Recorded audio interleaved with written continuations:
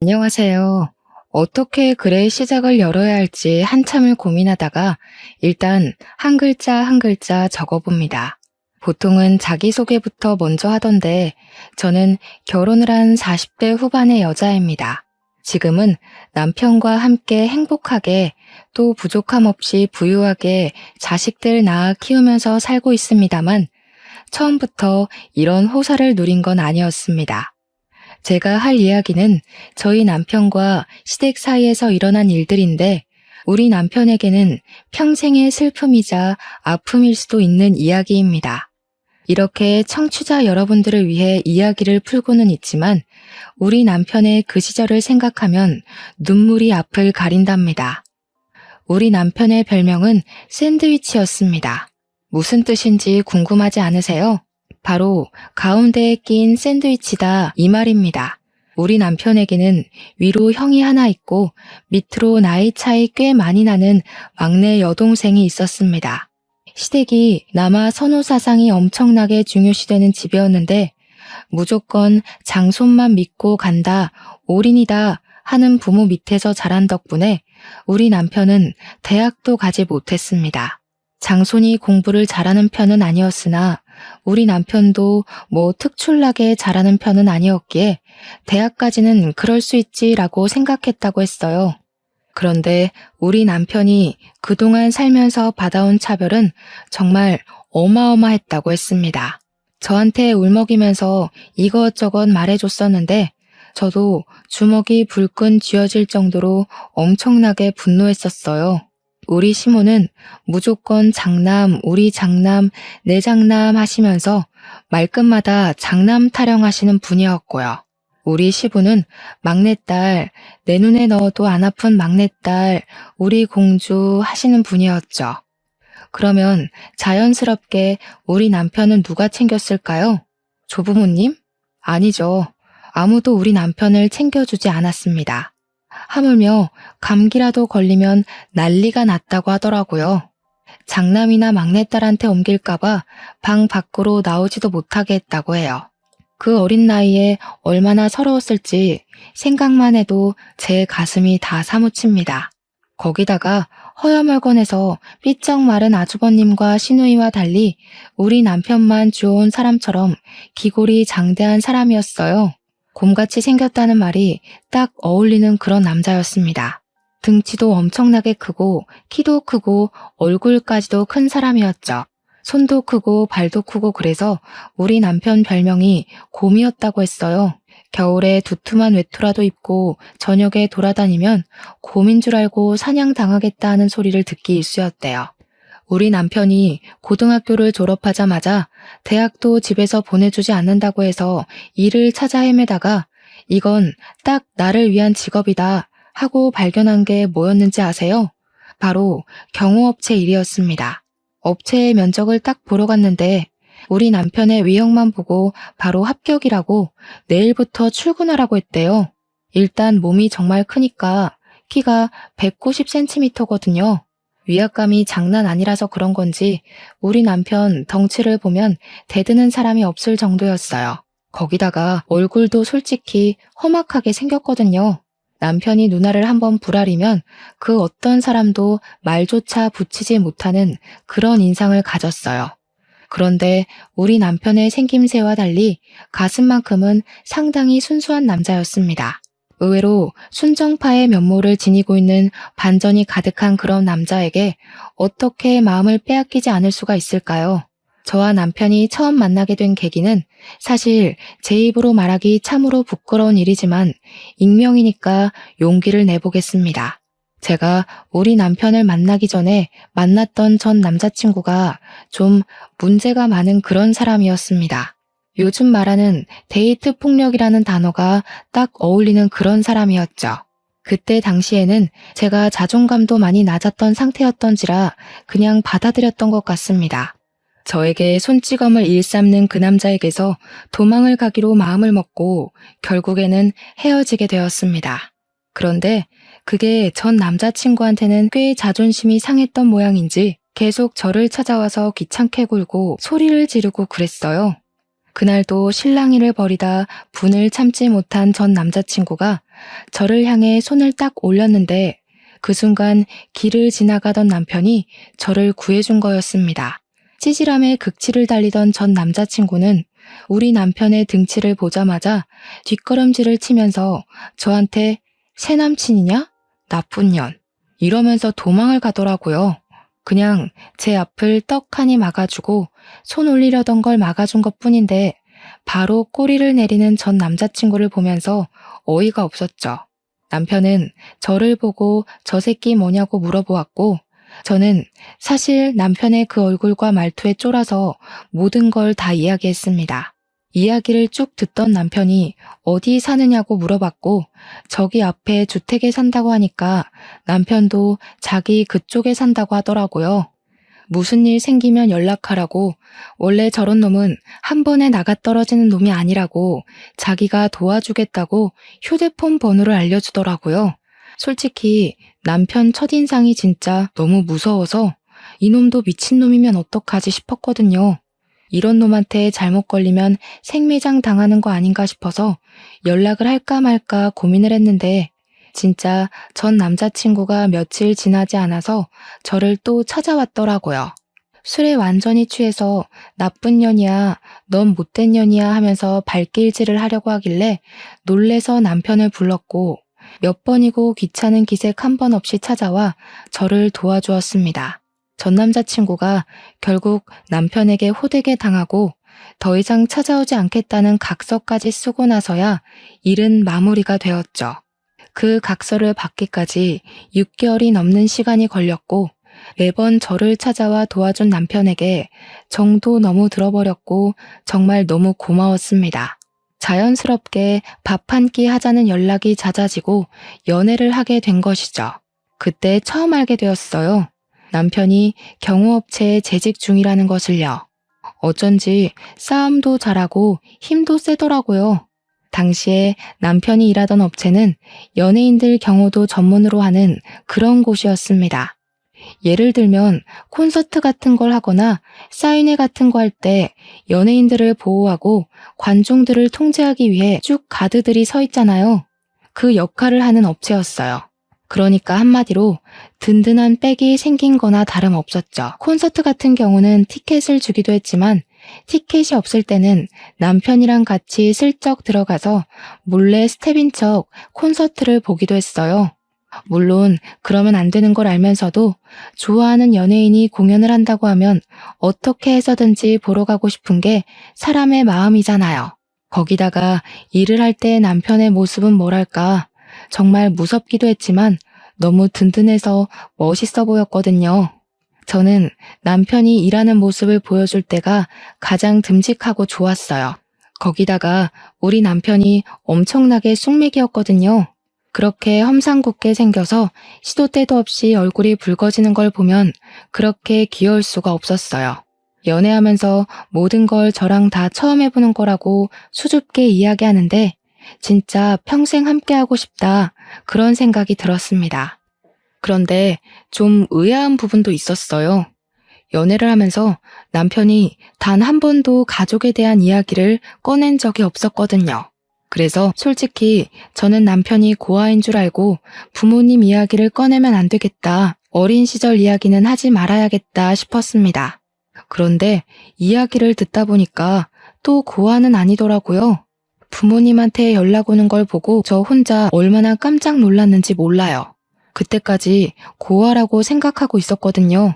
아무튼 저한테 가족에 대한 이야기를 꺼내지 않는 이유가 뭔가 따로 있겠지라고 생각만 했죠.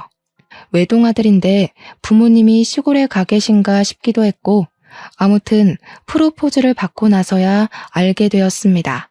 형도 있고 나이 차이가 나는 여동생도 있고 부모님 두 분이 멀쩡히 살아서 저희 집 근처에서 같이 살고 있었다는 사실을요. 아무튼 프로포즈를 받고 결혼을 준비하는 과정에 있어서 우리 집에 인사를 드리러 오게 되었죠. 우리 부모님께서 남편의 첫인상을 보고 너무나도 식겁을 하시는 거예요. 제가 부끄러울 정도로 놀라셨는데 남편 눈치가 보이더라고요. 그런데 남편은 익숙하다는 듯이 진지하게 저와의 결혼을 허락받고 싶어서 왔다고 말씀을 드렸습니다. 아빠는 술을 한잔 하자고 하시더니 남편과 이야기를 나눠보시고는 사람이 진국이라고 우리 딸 믿고 맡길 수 있을 것 같다고 하셨습니다. 저희 부모님의 예상치 못한 환대에 기분이 좋아져서 우리는 시댁에도 빠르게 인사를 드리러 갔습니다. 결혼하고 싶다고 인사를 드리러 가면서 한우도 최상급으로 한아름 싸들고 갔어요. 그런데 시댁에서 그러는 거예요. 아직 장남이 결혼을 못해서 둘째부터 결혼을 시킬 수가 없다고요. 무조건 장남이 먼저 가야 한다고 장남 타령을 하시는데 제가 얼마나 어이가 없었는지 몰라요. 그래서 그랬죠. 아주버님 언제 결혼하실 건데요? 하니까 아직 만나는 여자도 없는데 무슨 결혼을 하겠냐고 심드렁하게 대꾸를 하시는 겁니다. 그러면 도대체 우리는 언제 결혼을 하라는 이야기인지 진짜 답도 없다고 생각했습니다. 그래서 일단은 결혼이 미뤄진 채로 6개월이라는 시간을 그냥 허비하고 말았습니다. 우리 집에서는 사위나 다름없이 생각하고 있었기 때문에 시댁에서보다 더 챙겨주시면서 시간을 보내고 있었고요. 근데 문득 아버지께서 궁금하셨나 봐요. 당장 내일이라도 결혼식장 들어갈 것처럼 굴어놓고 왜 준비도 안 하고 시간을 버리고 있냐고요. 그래서 제가 그냥 장남인 아주버님이 결혼을 해야지만 우리가 결혼할 수 있대 하고 대답을 하니까 아빠가 딱 그러시는 거예요. 자네 혹시 집안에서 차별을 받고 자랐나? 이렇게 물어보셨어요. 그러니까 우리 남편이 갑자기 닭똥 같은 눈물을 쭉쭉 흘리는 게 아니겠어요? 저랑 부모님 모두 다 놀래서 남편을 막 위로해 주었어요. 아버지께서 남편의 손을 꼭 잡아주더니 그 집 아들 하지 말고 우리 집 사위나 하라고 하면서 성을 내셨습니다. 자기도 차별의 서러움을 잘 알고 있다고 우리 집에서만큼은 내가 진짜 아들처럼 대해주겠네 하셨어요. 남편은 정말 장인어른을 아버지처럼 모시고 살겠다고 평생 나도 이런 따뜻한 대접받고 싶었다고 이야기를 했습니다. 그렇게 하하호호 하면서 우리 집에서의 분위기는 참 좋았어요. 그러던 와중에 제가 글쎄 혼전 임신을 하게 된 거예요.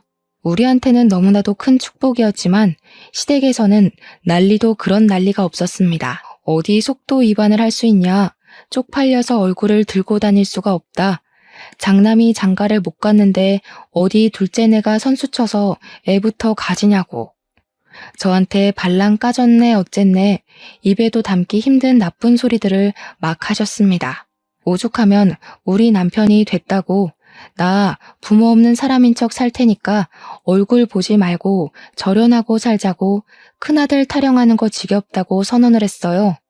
그러니까 또 시부모님이 부모 자식 간의 인연이 얼마나 귀한 건데 그런 소리를 하냐고 남편을 달래기 시작했습니다. 나한테는 장남 결혼하면 그때 혼인신고를 하라고 이야기를 하는 거예요.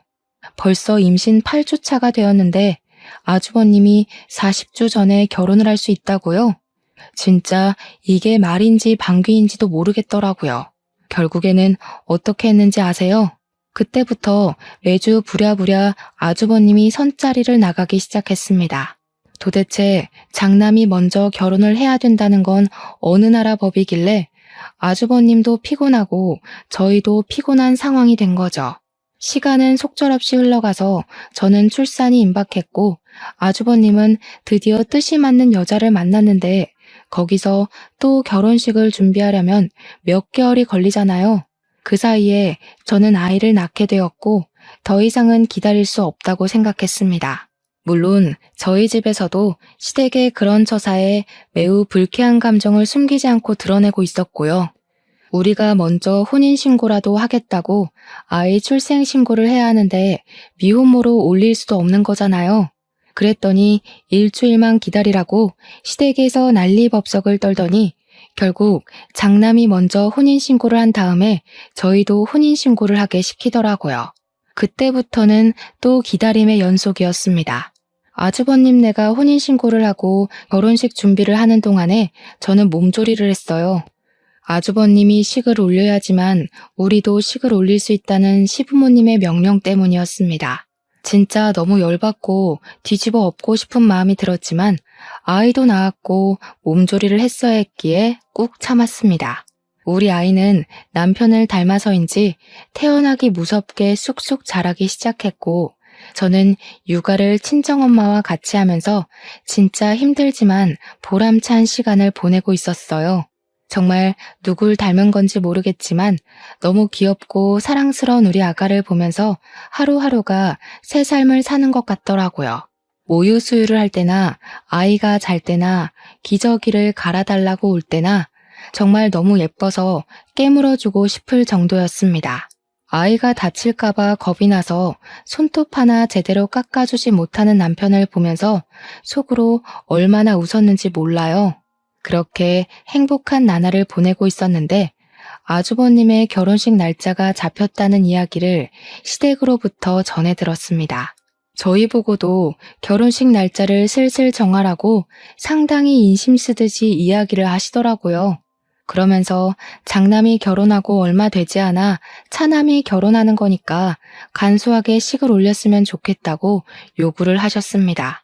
이미 애도 낳고 살고 있는데 결혼식이라는 게 중요하면 얼마나 중요하겠냐고 하시는 거예요. 그러는 아주버님은 호텔에서 아주 호화롭고 성대한 결혼식을 준비하고 계셨거든요.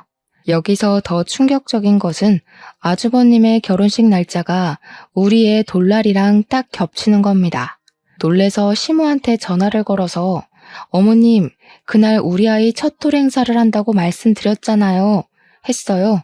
그랬더니 관심도 없었다는 목소리로 그랬니? 일주일 미뤄 하고 전화를 끊어버리시는 겁니다. 아무리 그래도 아주버님 결혼식이 가족 행사 중에 제일 큰 행사 아니겠냐고. 서러웠지만 별 수 있나요? 결국 우리의 돌날도 미루게 되었어요. 하필이면 예약이 다 차 있어서 한 달이나 뒤로 밀리게 되었습니다. 벼르고 벼르던 아주버님 결혼식 날 시댁 식구로서 만발의 준비를 하고 결혼식장에 도착해서 신부 대기실에 형님 되실 분께 인사를 드리러 갔어요. 그런데 이미 형님 친구분들이 다 와 계셔서 어쩔 수 없이 대기실 밖에서 친구분들이 사진 찍고 나오기를 기다리고 있었습니다. 그런데 친구들이며 형님이며 목소리가 얼마나 큰지 대기실 밖까지 대화 내용이 다 들리는 거예요. 진짜? 대박이다. 너무 부럽다. 하는 소리가 들리길래 무슨 이야기를 하시는 중인가 귀담아 들었죠. 대화 내용은 정말 충격적이었습니다. 글쎄, 우리 시부모님이 상가 건물만 3채를 가지고 계신 분들이거든요. 그중 하나를 장남이 결혼한다고 아주버님 명의로 떡하니 증여를 해주셨다는 거예요. 형님이 신이 난 목소리로 우리 부부 이제 건물주잖아 하면서 친구들한테 자랑을 하고 있는데 제가 진짜 너무 서운하더라고요. 물론 제가 막 건물에 욕심이 나서 남편이랑 결혼을 약속한 것도 아니고 탐이 나는 것도 아니긴 했지만 저희는 다세대 주택에서 힘들게 전세 얻어서 쌀 한 톨도 아껴가며 돈을 모으고 살고 있었는데 시댁에서도 아주버님네 결혼하는데 돈 많이 들어갔다고 저희한테 지원 못 해준다고 했었거든요. 결국 그 지원 못 해준다는 돈 모두 아주버님네로 들어갔고 건물까지 증여해줬다고 하니까 제 속이 쓰리더라고요. 부러움의 목소리가 한껏 고조된 대기실 안으로 아이를 안고 그냥 들어갔어요. 결혼 축하드려요 하면서 아이를 안고 들어갔으니까요. 한번 안아보실래요? 하고 저희 애를 딱 보여드렸는데 형님이 질색을 하시더라고요. 드레스 망가져요. 됐어요. 내 드레스에 아기 침이라도 묻으면 어떡해? 하는데 순간 무안하더라고요. 아무리 그래도 시족하잖아요. 근데 그 순간 형님 친구들이 속닥속닥 하는 게 보이는 거예요.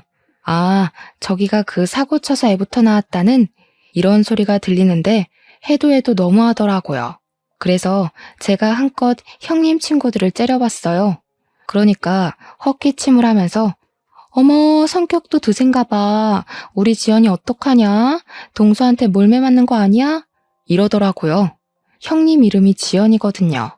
제가 진짜 어처구니가 없어서 결혼식을 어떻게 본 건지 기억도 안 나요. 한 달 뒤에 우리 애 돌잔치 한다고 시댁 단톡방에 이번에는 까먹지 말라고 올렸더니 시모가 뭐라는 줄 아세요? 예, 잘됐다. 뭐하러 행사를 2번 하니? 애 돌잔치 하는 날 가족들도 전부 모일 건데 그때 결혼식도 같이 해라 하시더라고요. 저 진짜 머리가 완전 띵 해가지고 무슨 말을 해야 할지 막막했습니다. 돌잔치 장소가 아무리 크다고 해도 결혼식장이랑 비교가 되나요? 남편이 우리 결혼식 제대로 할 거라고 이야기를 하니까 시모가 생각 없다면서 손님들이 바로 또 오겠냐고 대충 하라고 하시는 겁니다. 어차피 축의금 거두려고 결혼식 하는 거 아니냐고 돌잔치하고 얼마 안 있어서 결혼식까지 하면 사람들이 욕한다고 하더라고요. 거기다가 아주버님 결혼한 지 한 달밖에 지나지 않았는데 또 결혼식을 한다고 하는 게 생각이 있는 거니 없는 거니 하면서요. 제가 진짜 얼마나 서러웠는지 친정에 와서 울면서 이야기를 했더니 아빠가 화를 씩씩 내시더라고요. 내가 빚을 내서라도 더 좋은 호텔에서 결혼식 시켜주겠다고 하시는데 또 그럴 수가 없잖아요. 호텔 결혼식 비용이 한두 푼 드는 것도 아니고 저희 생활에 맞춰서 해야 하는 것도 맞으니까요. 그래서 결국 저는 모든 걸 포기하고 돌잔치를 웨딩드레스 빌려 입고 했습니다. 저도 참 바보 같죠. 돌잔치 날 웨딩드레스를 입고 있으니 일가 친척들도 황당해하시고 제 친구들도 저를 진짜 불쌍하게 쳐다보더라고요. 애 돌잡이 하면서 결혼 반지 나눠 끼고 돌잔치를 진행하시던 분도 10수년간 진행하면서 이런 건 처음 본다고 하셨어요. 그 와중에도 저는 스몰 웨딩 하는 거라고 생각해야지 하면서 저 스스로한테 최면을 걸고 있었습니다. 시부모님이 막상 그 꼴을 보고 좀 민망해 하시기도 하고 미안하시기도 했는지 신혼여행은 보내주시더라고요. 근데 웃긴 게 아주버님 내는 선물도 주시고 신혼여행도 하와이로 화려하게 보내주셨거든요. 저희한테는 필리핀 세부 정도 다녀오면 충분하지 않냐고 풀 패키지로 엄청 싼 거 끊어서 보내주셨어요. 패키지 일정이라 관광지만 내내 돌아다녀야 해서 신혼 첫날 밤은 무슨 쉴 틈이 생기면 잠만 퍼질러 잤습니다. 제가 그때 이후로 절대 패키지 여행은 다니지 않고 있어요. 물론 재미도 있긴 했지만 우리도 좀 럭셔리 휴양지 이런 거를 기대했는데 호텔 방도 여관방 같은 곳이었고 여러모로 신혼여행이랑은 맞지 않았죠. 신혼여행을 다녀와서 남편이랑 저랑은 제대로 결심을 했습니다.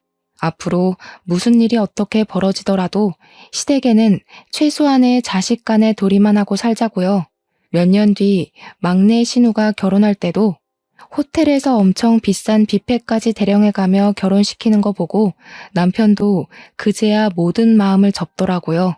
안부 전화도 하지 말고 오랄 때까지 가지도 말자고. 아프든 말든 돈이 있든 없든 신경 쓰지 말고 살자고 했어요. 저도 남편이 모든 걸 포기하고 나니까 한결 마음이 가벼워져서 남편 말에 따르기로 했죠. 더 웃긴 건 뭔지 아세요? 막내 신우한테도 건물을 한 채 증여해줬다는 겁니다. 우리 남편한테만 쏙 빼놓고 건물 3채 중에 2채를 자식들에게 증여를 한 거죠. 우리 남편 입장에서는 얼마나 짜증나고 서러웠겠습니까? 자식이 아닌 저도 짜증나고 서러운데 다시 신혼여행 이후로 돌아와서 예상치 못하게 우리는 신혼여행지에서 둘째를 가지게 되었습니다. 어영부영 시간이 흐르고 친정의 도움을 받아서 둘째까지 잘 낳고 조리까지 잘했어요. 저희가 아이를 둘이나 낳는 동안 형님네는 아이가 생기지 않는 건지 낳지 않기로 한 건지 모르겠는데 아이 소식이 없었습니다. 형님 성격상 아이를 낳지 않겠다고 선언하시고도 충분하신 분이라 그냥 그런가 보다 하고 신경 쓰지 않았죠. 그런데 제가 첫 아이는 딸을 낳았었지만 둘째는 아들을 낳았거든요. 남아 선호사상 진하게 있으신 분들이라 제가 아들을 낳았을 때는 정말 병원으로 이것저것 엄청 보내주셨었어요. 매일같이 찾아와서 우리 손주 하시면서 얼굴을 보고 가시기도 했고요. 그런데 우리 아이가 한 100일쯤 되었을 때 예상치도 못한 일이 또다시 터지고 말았습니다. 시댁에서 오랜만에 호출이 왔기에 갈까 말까 고민하다가 둘째는 예뻐해 주셨기에 아이를 데리고 갔거든요. 그런데 시모가 저를 보면서 엄청나게 근심 걱정이 가득한 얼굴로 이야기를 하시더라고요. 예, 첫째 내가 글쎄 불임은 아닌데 임신이 좀 힘들다고 하더라. 우리 장남이 아이를 낳아야 내가 조상님들께 면이 서는데 말이야. 에휴, 거기다가 첫째 며느리가 글쎄 애 낳으면 몸매가 망가진다고 출산을 거부하는 모양이더라고. 어머님 속이 많이 상하시겠네요. 장남이 대를 이어야 한다고 계속 말씀하셨잖아요. 그렇지. 그래서 말인데 너네 둘째가 아들이잖니? 얘를 우리 장남이 키우는 건 어떨까 싶은데.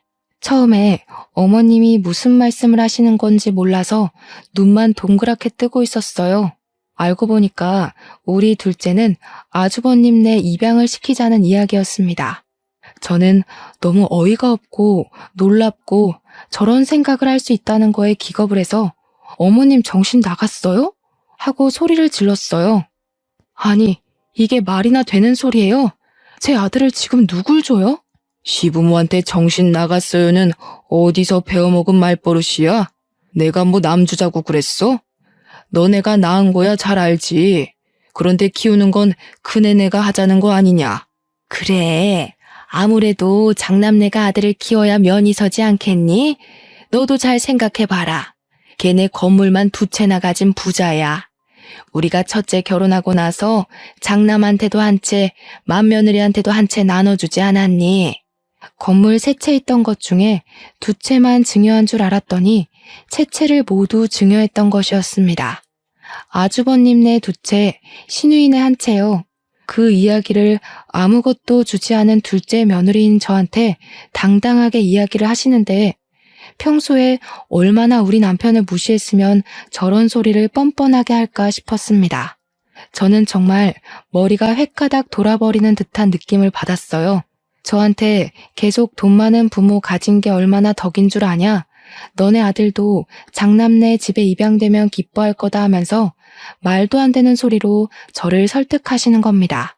제가 그 말에 당연히 넘어갈 거라고 생각했는지 너네한테도 내가 섭섭지 않게 돈을 좀 줄게 하시는데 너무 열이 받았습니다. 지금 우리 남편한테는 한 채도 주지 않으시고 아주버님과 시누이만 챙기신 주제에 저보고 10달을 품어 낳은 아들까지 아주버님네로 입양시키자는 게 말이에요? 우리 남편은 무슨 사생아입니까? 밖에서 나온 자식이라서 챙기질 않는 거예요? 그렇게 이야기를 하니까 시부모님이 아주 학을 떼면서 무슨 소리를 하는 거냐고 우리 둘째도 자기 배 아파 낳은 아들이라는 겁니다. 그러면서도 부잣집에서 태어난다는 게 얼마나 축복인 줄 아냐고 아들 하나 더 낳으면 되는 거 아니냐고 둘째네는 형님네에 입양을 시키재요. 그래서 제가 그랬죠. 이거 아주버님네도 동의한 거 맞냐고요. 형님이 결혼식 날 우리 애 한번 안아보시라고 이야기하니까 침 떨어져서 싫다고 하셨던 사람이라고. 그랬더니 시모가 자기들도 생판남 입양하는 것보다야 자기 핏줄 입양하는 게 낫다고 하더라 하시는 거예요. 그러니까 한마디로 우리 남편과 저의 의견을 빼놓고 자기들끼리 이미 입을 다 맞춘 상태였다는 거죠. 입양 절차도 다 알아봤으니까 손 쓸 거 하나도 없다고 애만 두고 가라는데 열받아서 눈물이 다 나더라고요. 애 절대 못 준다고 앞으로 우리한테 연락하지도 말고 찾아오지도 말라고 했습니다. 경찰에 신고할 거라고 접근 금지라도 받아오겠다고 하면서 여태까지 그렇게 사셨듯이 둘째 아들 없는 셈 치고 사셔라 했어요. 출근한 우리 남편에게 울면서 전화해서 이 모든 이야기를 해주니까 남편이 당장 시댁으로 찾아가겠다고 난리를 치더라고요. 그날 저녁에 퇴근하고 시댁에 가서 한바탕 남편이 뒤집어 엎고는 집으로 돌아와서 제 손을 꼭 잡아주었습니다. 저도 배신감을 느끼고 아파하는 남편을 위로해 주었죠. 그날 이후로 완벽하게 절연이라면서 남편이 휴대폰 번호도 바꿔버리고 저도 완전히 시댁 번호까지 싹 차단해버렸어요. 그렇게 몇 개월이 더 지난 어느 날 남편네 경호업체 대표가 남편에게 할 말이 있다고 불렀다고 하더라고요. 남편이 거의 초창기 멤버이고 남편만큼 오래 그 업체에서 일한 사람이 없었기에 남편은 은근히 긴장한 상태로 대표를 만나러 갔습니다. 근데 대표가 그랬대요. 자기 이민 가서 자식들이랑 오순도순 살아보고 싶다면서 업체를 맡아서 키울 생각이 있냐고요. 권리금을 조금만 받고 사업체를 아예 남편 이름으로 넘겨주고 싶다고 했다는 겁니다. 오랜 시간 지켜본 결과 남편만큼 사업체에 대한 이해도도 높고 운영을 잘할 사람이 없을 것 같다는 이유였어요. 남편은 처음에 대표직을 맡고도 이민 가서 살아라. 내가 여기서 현장을 돌보겠다 했는데 대표님이 거절했대요. 한국에 나오고 싶은 생각도 없고 굳은 일 맡겨놓고 혼자 태평하게 살 위인이 못 된다고요. 남편은 업체를 인수하고 싶어 했고 꽤 자리가 탄탄한 업체였기에 포기하기엔 아쉬웠던 거죠. 영혼까지 모은 돈을 다 끌어모아도 권리금을 다 모으기엔 4,500만 원 정도가 비었어요. 추가 대출도 안 되는 상황이었고 결국 막다른 골목 끝에 몰린 저희는 시댁에 연락을 하게 되었습니다. 4,500만 원이 필요하니까 형이랑 형수한테 건물 준 거 더 이상 치졸하게 굴지 않겠다. 그 돈만 빌려달라고 했어요. 그랬더니 시모가 그럼 너네 둘째 아들 내놔 이러더라고요. 형수도 입양해서 키우고 싶다고 했다고 남편이 열받아서 당신은 내 엄마도 아니라고 내가 실수했다고 하면서 전화를 끊고는 우리 친정에 가서 아빠를 붙잡고 남편이 엉엉 울더라고요. 제 앞에서는 잘 울지도 않는 남편이 우리 아빠만 붙잡고 우는 걸 몇 번이나 보는지 모르겠네요. 사정을 들은 아버지께서 자기가 4,500만 원 어떻게든 구해다 주겠다고 하셨고 남편은 2배로 불려드릴 거라고 했어요. 사기꾼 같아 보이는 말이었지만 우리 남편의 우직함을 믿고 아버지는 노후 자금을 깨서 4,500만 원을 마련해 주셨습니다. 남편은 사업체를 물려받게 되었고 경호업체를 운영하면서 사람만 많아서 될 것이 아니라며 감시 체계를 확실하게 설립하자고 했다더군요. CCTV 보안 쪽도 함께 하면서 도청이나 몰카 같은 걸 찾아내는 신식 기계까지 도입을 해서 운영을 했습니다. 그러다 보니 예전에는 사람만 경호하던 업체였는데 점점 기업이나 기업 수장들의 집까지 관리를 하는 큰 업체가 된 거죠. 완전히 비밀스러운 1:1 보안업체 같은 회사로 자리를 잡았다고나 할까요? 경매 같은 것이 열릴 때에도 우리 남편 업체로 직접 연락이 와서 고가의 상품 경호를 맡기기도 했습니다. 한마디로 대박이 터지게 된 거죠. 그게 우리 남편의 사업체를 운영한 지 3년 만에 일궈낸 성과였습니다. 그렇게 바쁜 3년을 보내는 동안 시댁에서도 큰 변화가 한 가지 일어났어요. 형님이 시모의 압박과 핍박, 구박을 이겨내지 못하고 결국 출산을 하게 된 것이었습니다. 시험관 6차 만에 겨우겨우 힘들게 얻어서 임신 기간 내내 바깥 구경 한 번 못하고 꼼짝없이 누워서 지낸 형님인데 결국 딸을 출산하는 바람에 시댁에서 난리가 났다고 하더라고요. 시모가 형님한테 엄청 난리를 치면서 당장 둘째를 가지라고 했대요.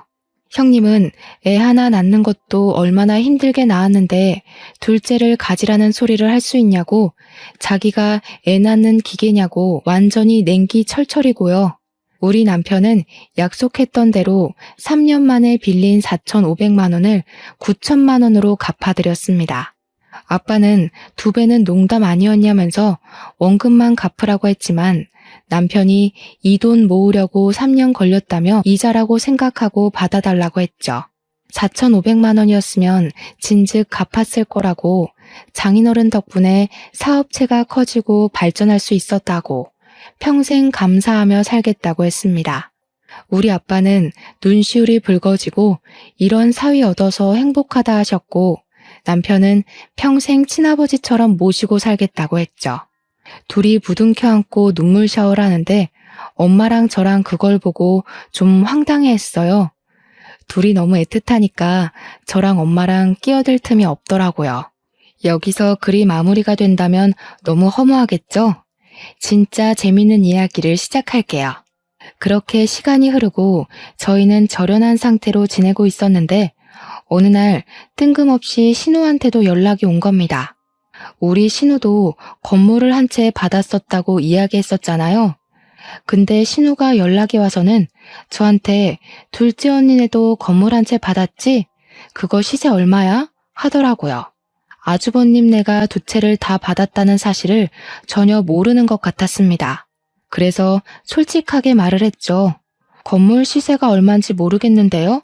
하고요. 그러니까 신우가 멋쩍어 하면서 아니, 내가 막내딸이라고 제일 싼 건물 받은 것 같아서 그러면 억울하잖아 하는 겁니다. 자기가 제일 어리니까 오래 살지 않겠냐고, 그러니까 자기가 더 좋은 건물을 받아야 할 것 같다면서 막내라고 차별당하는 것 같다는 거예요. 그 말을 듣는데 열이 싹 오르더라고요. 아니요, 신우.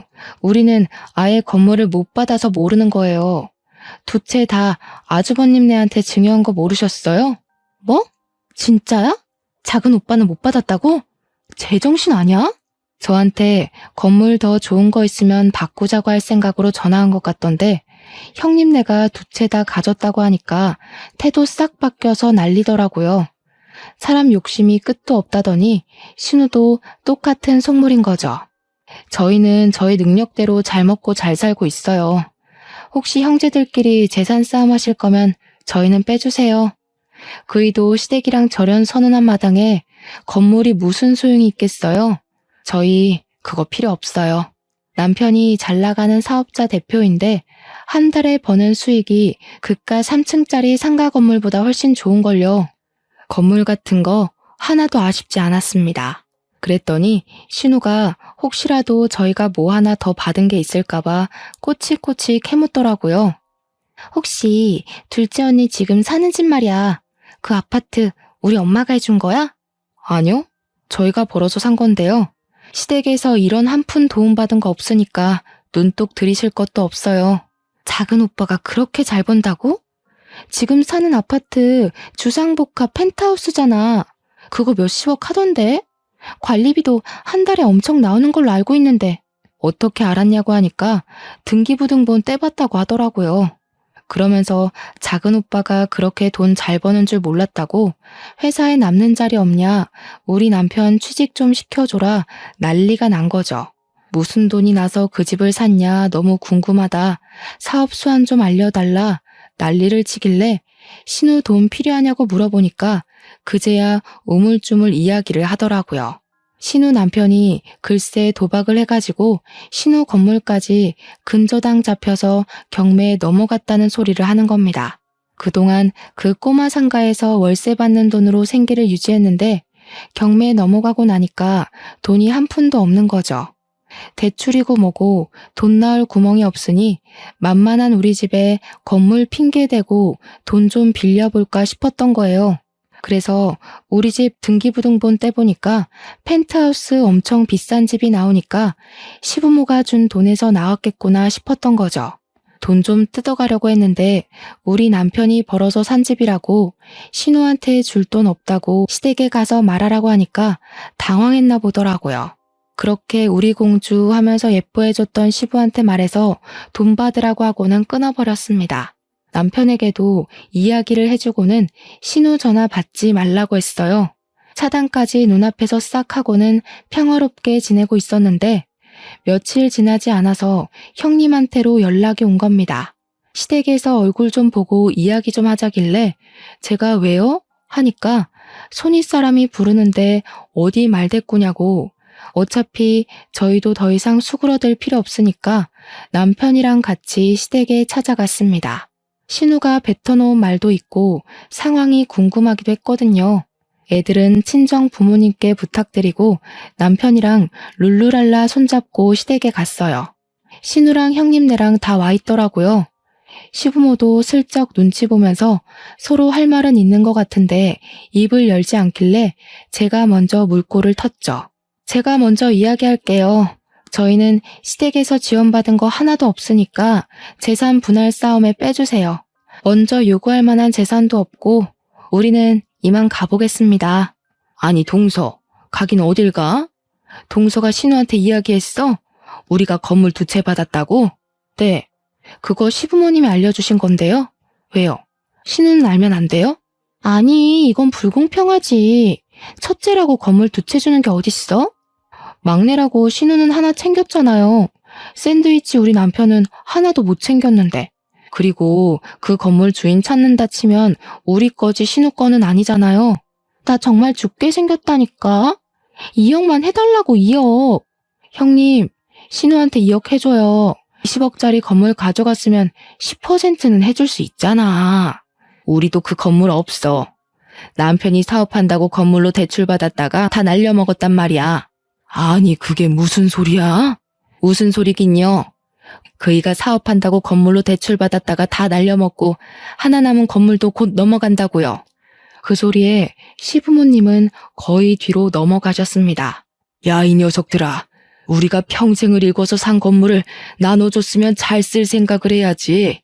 터무니없는 짓을 벌여서 다 날려먹어? 그러니까 신우랑 형님이랑 줬으면 장땡이지 뭘 참견을 하냐고 싸우더라고요. 저랑 남편은 그냥 강 건너 불구경했죠. 그러니 시모도 체념한 듯 너네 빚이니까 너네 알아서 하라고 하시더라고요. 신우랑 아주버님이랑 둘 다 난리가 났는데 저희는 그러든지 말든지 안녕히 계세요 하고 나왔습니다. 그렇게 6개월이 더 지났어요.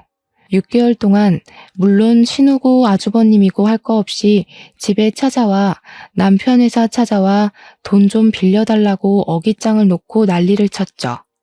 우리 남편은 당연히 딱 잘라서 거절했고요. 어느 날 집에 엄마랑 같이 아이를 보고 있다가 시부모님이 찾아와서 깜짝 놀랐습니다. 그런데 둘 다 짐을 한아름 싸들고 온 거 아니겠어요? 남편 없는 거 확인하더니 저한테 우리 여기서 좀 지내자. 집도 넓고 좋네 하면서 방을 막 이리저리 뒤지는 겁니다. 우리 딸은 시댁에 어릴 때 간 것 빼고는 간 적이 없어서 시부모한테 누구세요? 이러고 있더라고요. 시부모가 내가 너희 할머니 할아버지야 하는데 우리 딸이 우리 친정 부모님이 할머니 할아버지라고 하더라고요.